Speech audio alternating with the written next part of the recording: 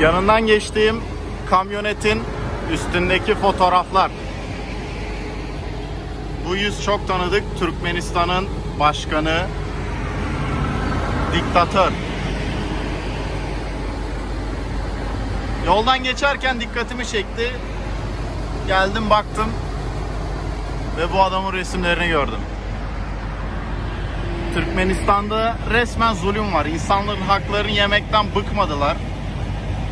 Aynı şekilde Türkiye'de aynı durumdan milyonlarca insan acı çekiyor. İnsanların emeklerini, insanların zamanlarını çalarak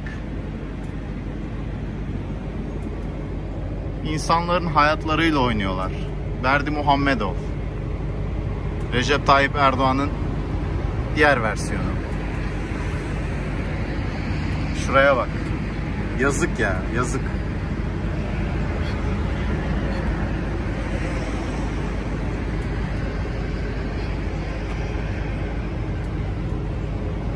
İnsanları bunalttınız. İnsanların haklarını yiye yiye, emeklerini çala çala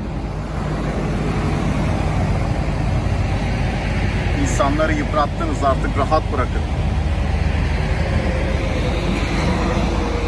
Kamyonetin her yeri bu adamın resimleriyle, bu adamın yaptıklarıyla dolu. Şuraya bak.